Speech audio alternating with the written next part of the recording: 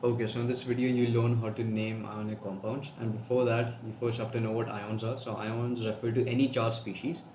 For example, Mg2 plus, which is known as the magnesium ion, or SO32 minus sulfite, Na plus sodium, or bromide, or uh, F minus fluoride ion, or CO32 minus the carbonate ion. So these species are known as ions because they have a charge, a net charge. This has a net charge of 2 minus, this has a net charge of 2 plus. Okay. Then you need to know about the tendency of various elements to form different ions. So everything in this universe, it wants to be stable. And for elements, stability means to have a complete valence shell.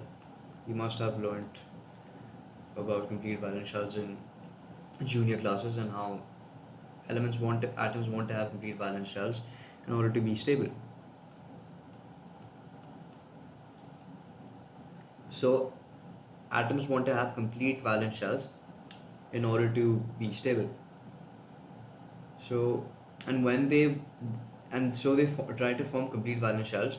Most of the time they lose electrons and they gain electrons. And this exchange of this loss and gain of electrons, this results in the formation of ions.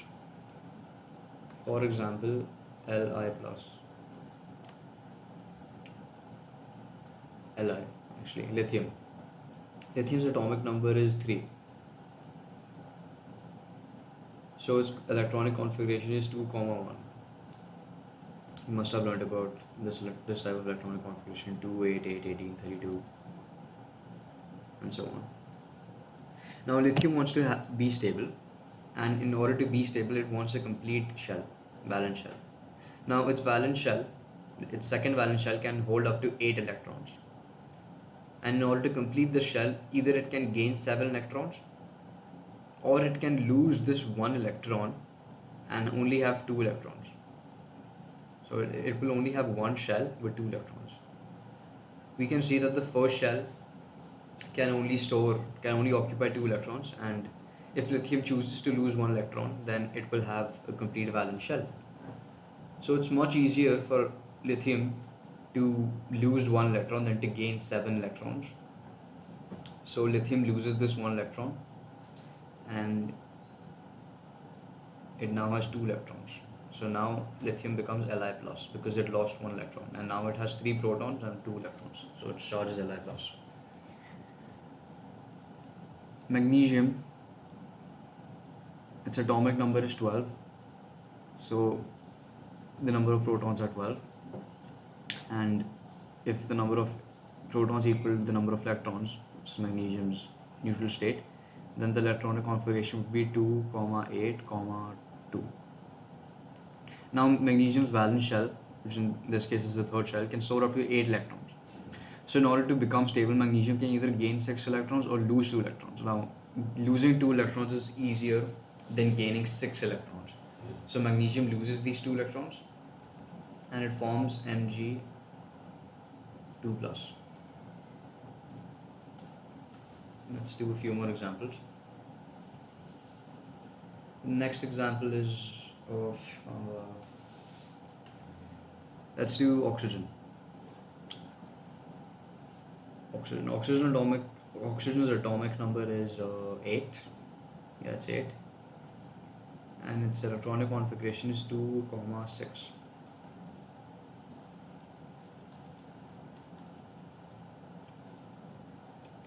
Now oxygen's valence shell has only 6 electrons, and its capacity is 8 electrons. Its second shell's capacity is 8 electrons. So in order to become stable, oxygen can either gain 2 electrons or it can lose 2 electrons. It can gain 2 electrons or it can lose 6 electrons. So gaining 2 electrons is much easier than losing all 6 electrons. So oxygen gains 2 electrons, and now the electronic configuration becomes 2, 8. So oxygen has a complete valence shell, it's stable and it's happy.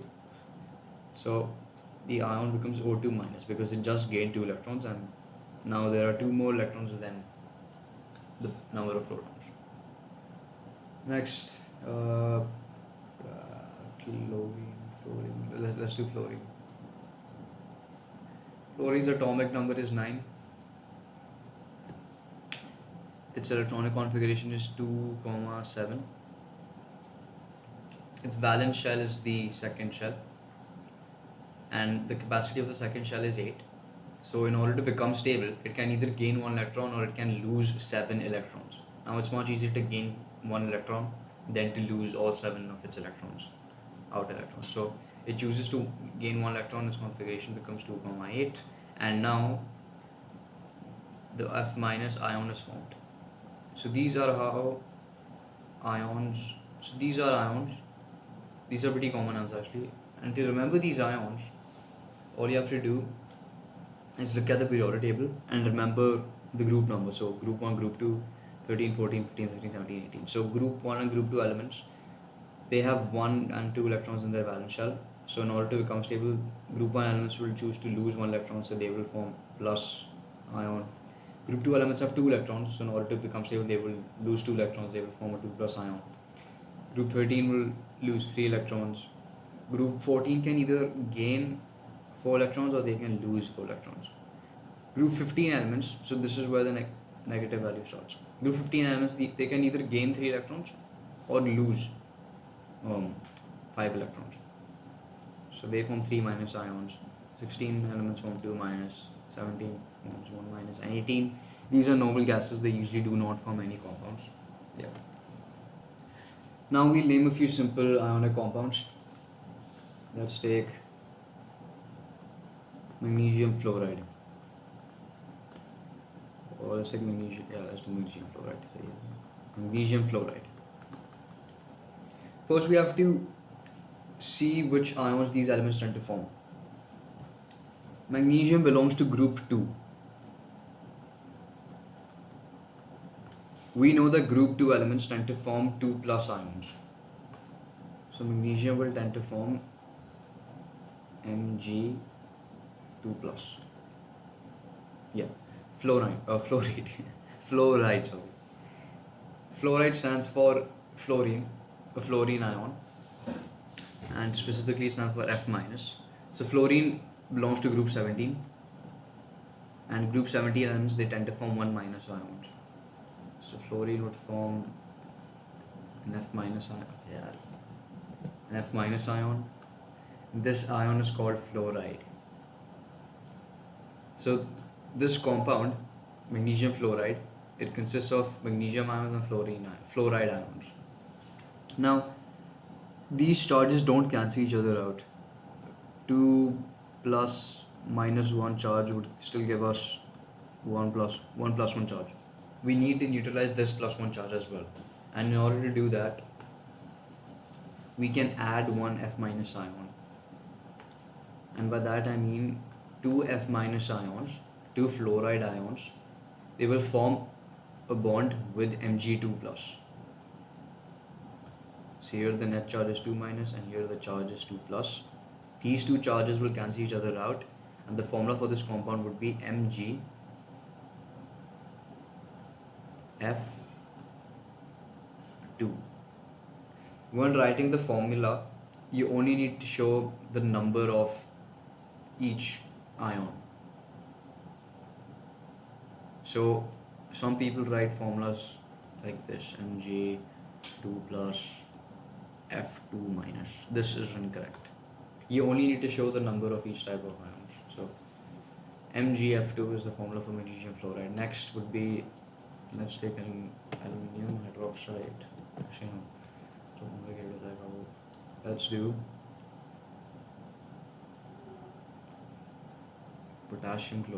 sodium chloride.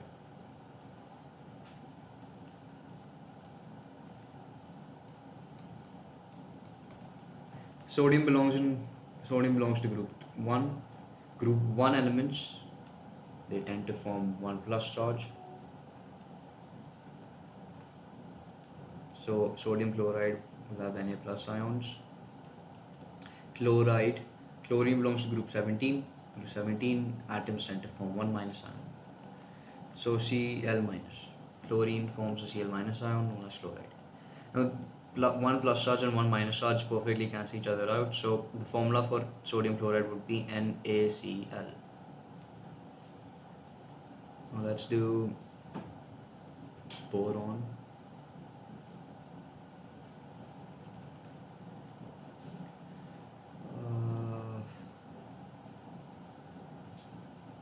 Boron nitride.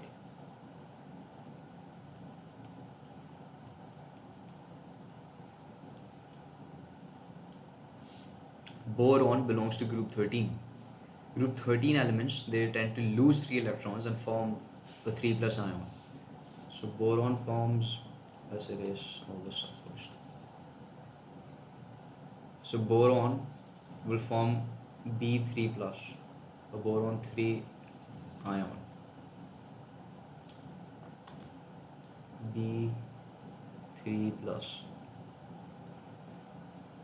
Nitrogen belongs to group 15. Group 15 elements, they tend to gain 3 electrons and form a 3 minus ion. So nitrogen would form N3 minus. 3 plus and 3 minus completely cancel each other out. So the formula for this compound would be Bn. Boron nitride. Let's do Let's do calcium oxide. Calcium belongs to group 2. Calcium belongs to group 2, and group 2 atoms tend to form 2 plus ions.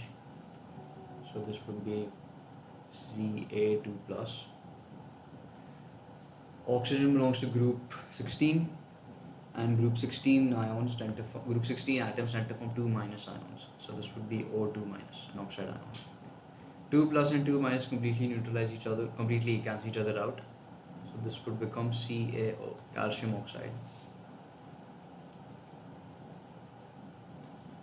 Let's do another one. The last over.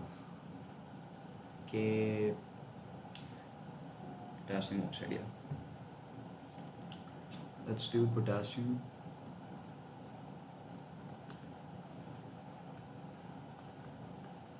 oxide.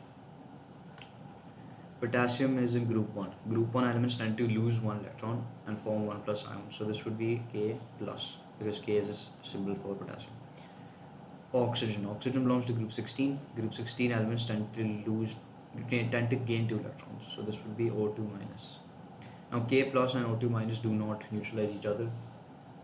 We need one more plus ion, because 1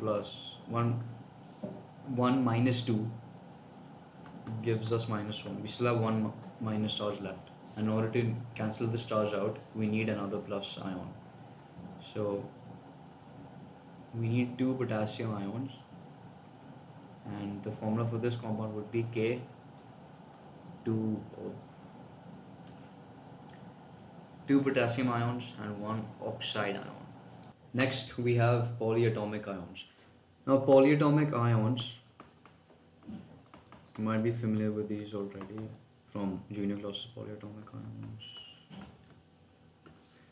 Polyatomic ions are a bunch of atoms which are bonded to each other and they have a charge. For example, SO3 2 minus. Sulfur and oxygen atoms are bonded with each other, and their whole structure has a charge of 2 minus. So we have a sulfur atom, we have an oxygen atom, and so these 4 atoms are bonded to each other, and this whole structure, this whole molecule has a 2 minus charge. A few more examples include CO3 2 minus, NH4 plus. So all of these molecules, they have a net charge, and because they have more than one atom, they are called polyatomic ions. Another thing to note here is that cations are positively charged ions, positively charged ions, and anions are negatively charged ions. So CO3 2 minus, it has a negative charge, so this would be called a carbonate anion or an anion. CO3 2 minus, this also has a negative charge, so this would be called an ion. NH4 plus has a net positive charge, so this would be called a positive. This would be called a cation. Mg2 plus, this would be called a cation. SN2 plus, SN stands for tin. So this is a cation. O2 minus, that would be an anion. Okay. Next we have. Okay, now you need to memorize a few names of polyatomic ions. So I'll write a few over here.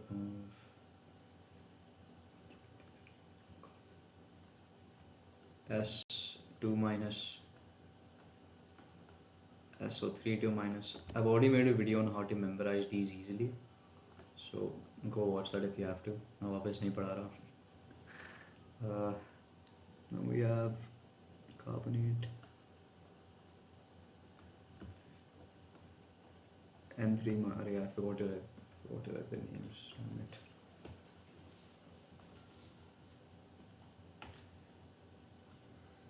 So this is called sulfide.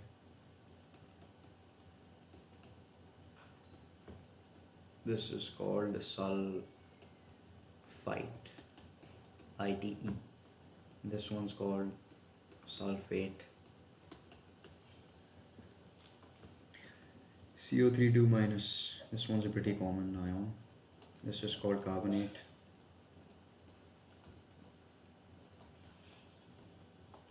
And we have NO2 minus, N3 minus actually, let's do N3 minus first. N3 minus is called nitride.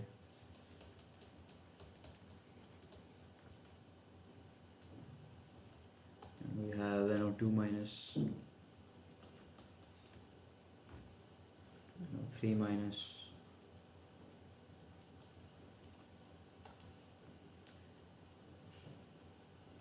nitrite, nitrate. We also have PO3 3 minus, PO4 3 minus. This is known as phosphite anion, and this is PO4 3 minus. This one's known as phosphate. Then we have NH4 plus, this one's important. This one's called ammonium.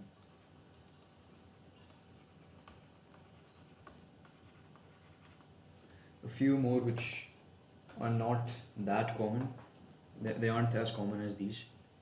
So these are ClO2 minus, this one's called chlorite. ClO3 minus, this one's called chlorate. I'll just write the name. Chlorite, chlorate. Then you also have sulfates, sulfides. Hydroxide is a pretty important ion here. OH minus, this one's called hydroxide.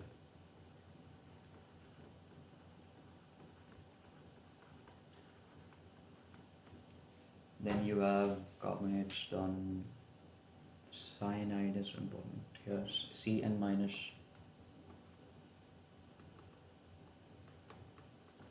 This is called cyanide. On the side black.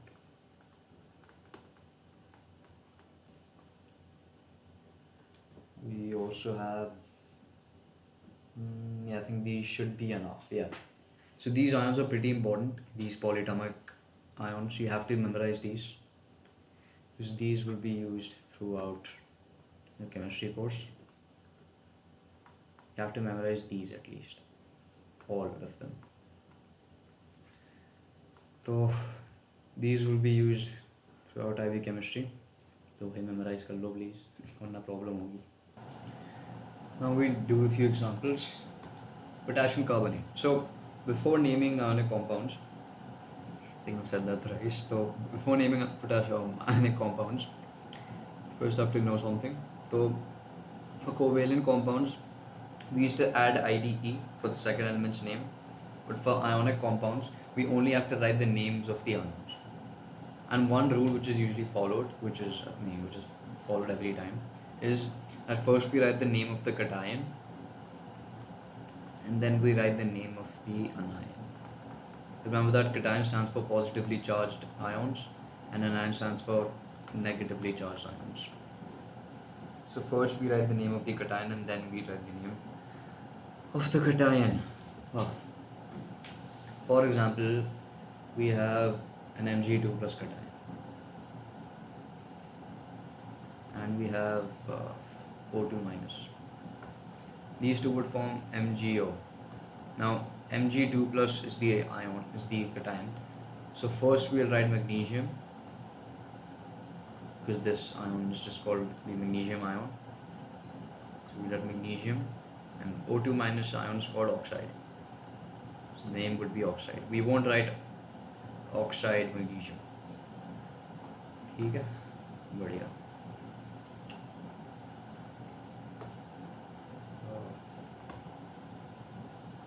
Now let's start naming. Potassium carbonate. Potassium belongs to group 1. Group 1 elements tend to lose one electron. So potassium will lose one electron and will form K+. Carbonate stands for CO3 2-. In order to name these compounds, you have to memorize the list I showed you. So K+ and CO3 2-. Now we need to neutralize this 2- charge, and 1+ charge does not neutralize 2-. So we need 2 potassium ions. So we need 2 potassium ions. So the formula would be 2 potassium ions will neutralize this. Formula would be 2 potassium ions, CO3. Sorry, not 2-. The formula would be K2CO3. Magnesium phosphate. Magnesium belongs to group 2. Group 2 elements tend to lose 2 electrons. So magnesium will lose 2 electrons and will form a 2+ ion. Phosphate stands for PO4 3- ion. Now we need to neutralize this 3- charge. So we can take 6 magnesium electrons, 6 magnesium ions, and 2 phosphorus ions. So 2+, 2+, 2+, this becomes 6+, 3-, 3-, 6-, and these two charges completely neutralize each other. So we get Mg, and we need 1, 2, 3, 3 electrons, the 3 atoms, 3 ions of magnesium. So we get Mg3 and PO4 3-. We need 2 ions of phosphate, 2 phosphate ions.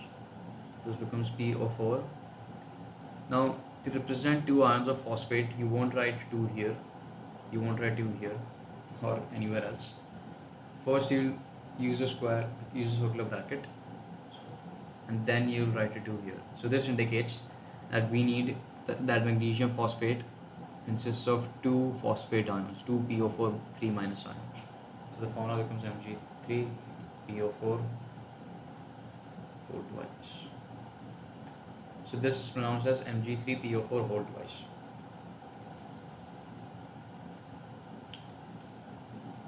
Mg3 PO4 whole twice. Next we have sodium hydroxide. Sodium belongs to group 1, so lose 1 electron, form Na+. Hydroxide is OH-. So these two charges completely neutralize each other, so the formula would be NaOH.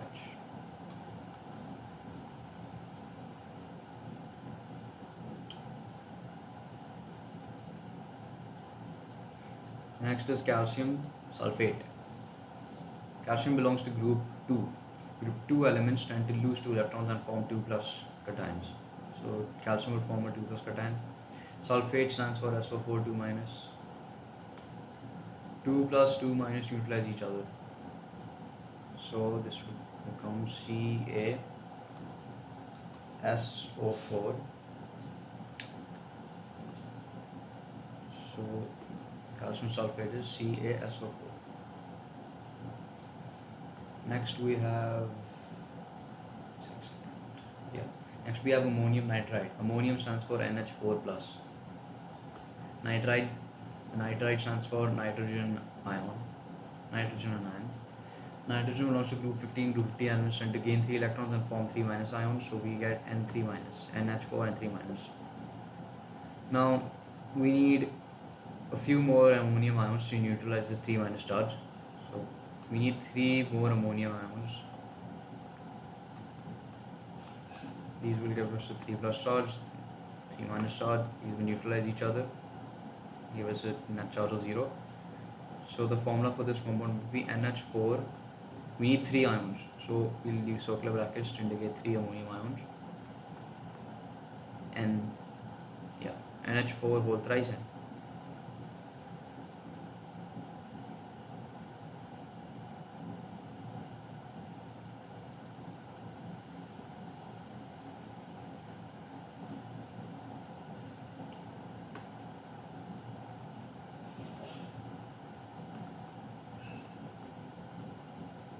Magnesium cyanide. Magnesium forms a 2 plus ion because it's in group 2. Cyanide stands for Cn minus.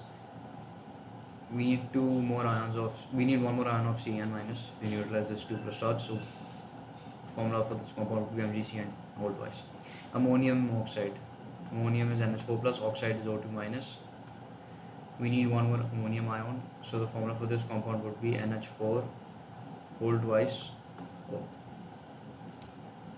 Now we learn how to name compounds like CuH2PO4. This one's called copper 1 dihydrogen phosphate. So we learn how to name such compounds. So some atoms, they tend to form more than one ion. For example, let's take manganese. Manganese is an element in the periodic table and it belongs in this column. Now manganese can form a plus ion or a plus 2 ion or a plus 3 ion or a plus 4 ion or even a plus 7 ion. So when writing names such as, so for example we have a compound MnO.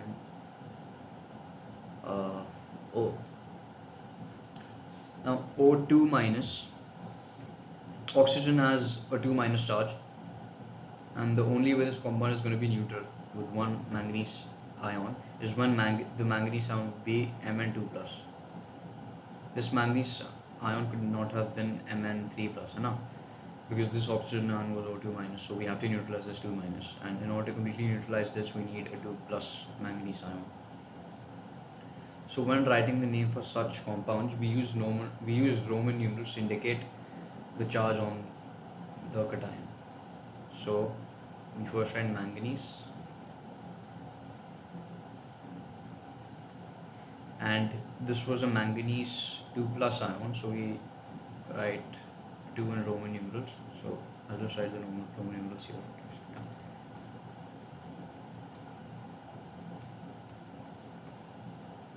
So this stands for 1, this stands for 2, this stands for 3, this stands for 4, this stands for 5.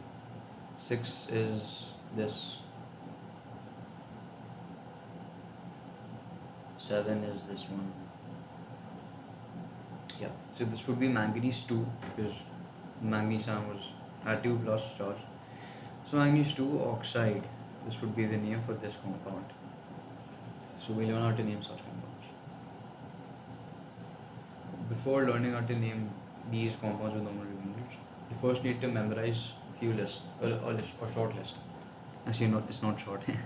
But you have to memorize them.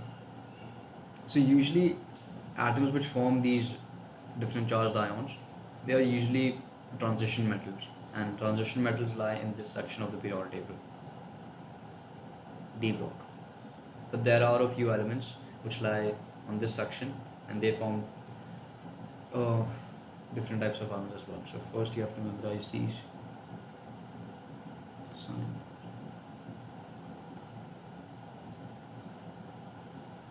This this is iron, manganese, iron, cobalt, nickel, copper, and zinc.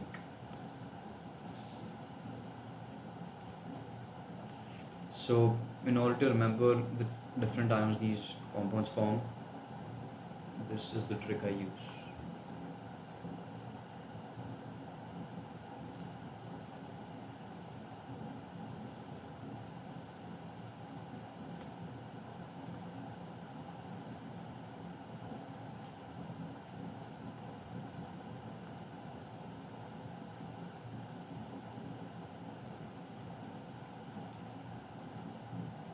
Okay, so SC stands for Scandinavium, I don't really remember.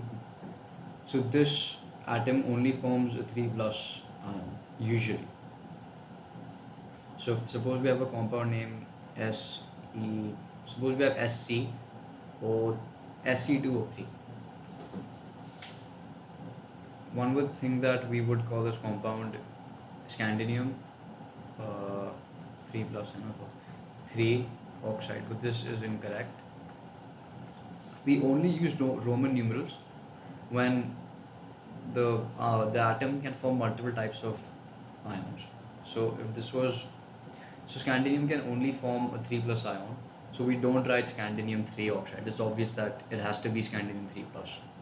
But if we had chromium, chromium even. Chromium can form 2 plus ions, 3 plus ions, 4 plus ions, all the way till 6 plus. So if we had chromium oxide, this name would be incorrect because the person didn't specify whether this is a chromium 1 ion, chromium 2 ion, chromium 3 ion. Chromium 1 oxide would mean Cr plus O2 minus, which would give us Cr2O. Chromium 2 oxide would mean Cr2 plus and O2 minus, which would give us CrO. Chromium 3 oxide would have the formula, this would become Cr2O3. So depending on the type of ion, the formula will change. So if an atom can form multiple types of ions, we have to use Roman numerals in order to indicate which ion it's forming. Okay. So first we need to remember the ions these guys form. So this is a trick which I use. We write plus 3 here. So Scandinavium only forms 3 plus and zinc only forms 2 plus. So if you have a compound zinc oxide, ZnSO, then you won't write Z, then you won't call it zinc 2 oxide because zinc only forms a 2 plus ion. So it has to be zinc 2 oxide. So you don't use Roman numerals there. So this is the trick I use. Except Scandinavium and zinc, all of these atoms will form different types of ions.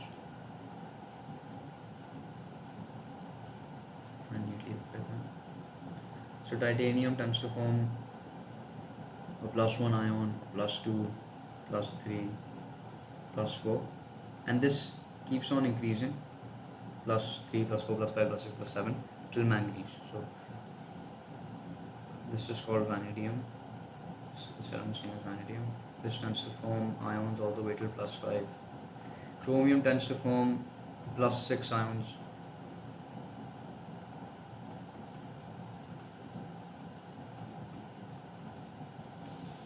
Manganese can form ions all the way till +7.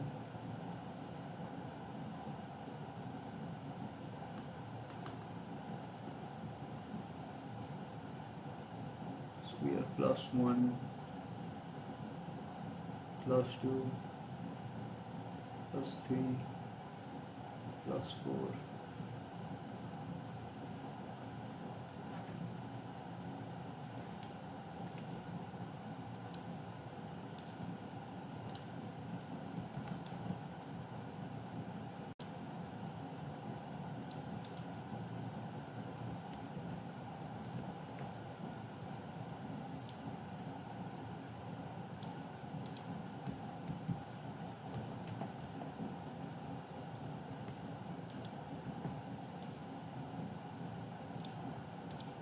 Iron can form ions all the way till +6, but usually it only forms 2 plus and 2, 3, or +3. Cobalt can form till +5. Nickel can form till +4, usually.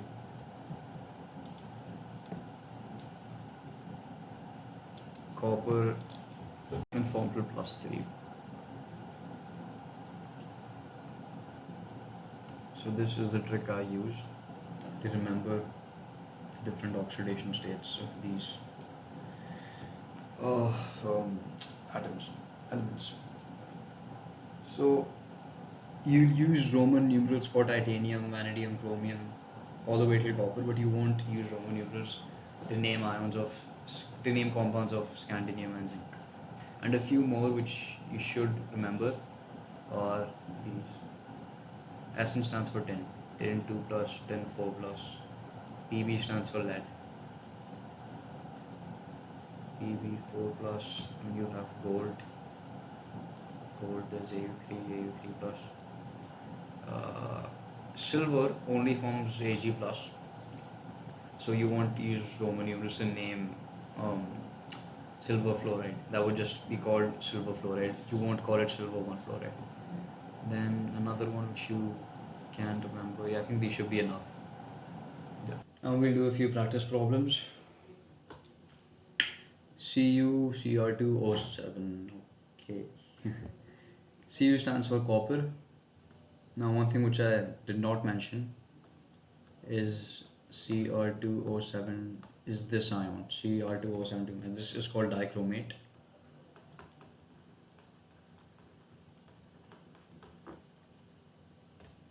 So CuCr2O7.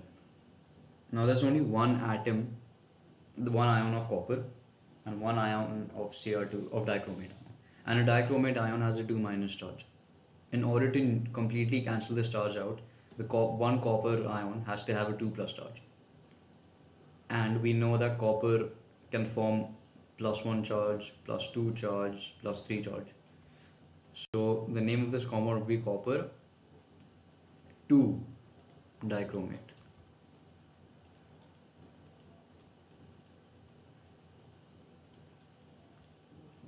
We write the name of the two ions. Copper 2, the first ion. Dichromate, the name of the second ion. This one you can leave, lanthanum. You won't encounter this very frequently in IT chemistry. But this one would be called, I think, lanthanum hydroxide. BaF2. Ba stands for barium. Barium belongs to group group 2. And barium tends to form Ba2 plus only. Fluoride tends to form only F minus. So the name of this compound will be barium fluoride. It won't be barium 2 fluoride because barium only tends to form 2 plus. So this would be called barium fluoride. I'll write this down.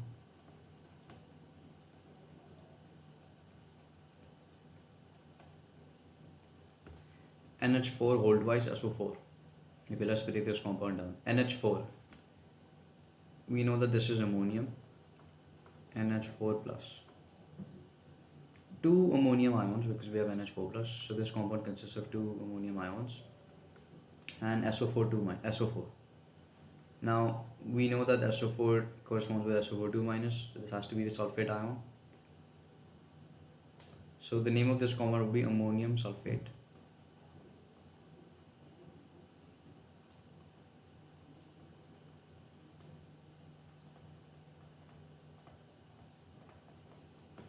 AgClO4. We know that Ag only forms. Another thing which I did not mention is that ClO4 minus is called the perchlorate ion. You won't encounter this very frequently, but it's still useful to know this. ClO4 minus stands for perchlorate. We know that Ag plus silver only forms an Ag plus ion, so we won't use the Roman numerals here. So this would be called silver perchlorate.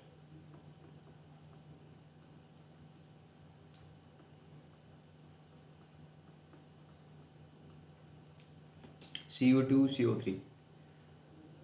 Now CO3 must correspond with CO3, must be CO3 2 minus, right? So this would be the carbonate ion. A carbonate ion has a 2 minus charge. And we have two copper ions here. So in order for two copper ions to neutralize this 2 minus charge, these copper ions have to be 1 plus charge each. So we have two 1 plus charge copper ions bonding with CO3 2 minus. And because copper can form multiple types of ions, Cu plus Cu1, CO2 plus CO3 plus, we will use Roman numerals here. So this would be copper 1 carbonate. This one, chromium, अच्छा नहीं पता नहीं है. CN stands for cyanide. So we'll write that first. We have cyanide hold twice. So we have two ions of Cn minus and this compound. Now this would give us a charge of 2 minus, and we have only one chromium atom. In order for one chromium atom to neutralize this 2 minus charge, this chromium atom has to have a 2 plus charge. So this has to be Cr2 plus. And because chromium can form multiple types of ions, Cr2 plus, Cr3 plus, 4 plus, 5 plus, 6 plus, we will use Roman numerals here. So this will be chromium 2 cyanide. Let's do two more. K2CO3, two ions of potassium, one CO3 2 minus ion. Now CO3 2 minus has a 2 minus charge, and we have two ions of potassium, and two ions of potassium will neutralize CO3 2 minus when each of them has a plus charge, right? So this has to be potassium carbonate, and we don't use Roman numerals here because potassium only forms plus 1 charge ions usually. So this becomes potassium carbonate. BeOH hold twice. OH ion is the hydroxide ion. We have two hydroxide ions. So we have a 2 minus charge from these OH minus ions. Then we have one Be ion. Be stands for beryllium. Beryllium belongs to group 2, and group 2 elements tend to lose 2 electrons and form 2 plus ions. So this would be Be2 plus bonding with 2 hydroxide ions, which would result, and the name of this compound would be beryllium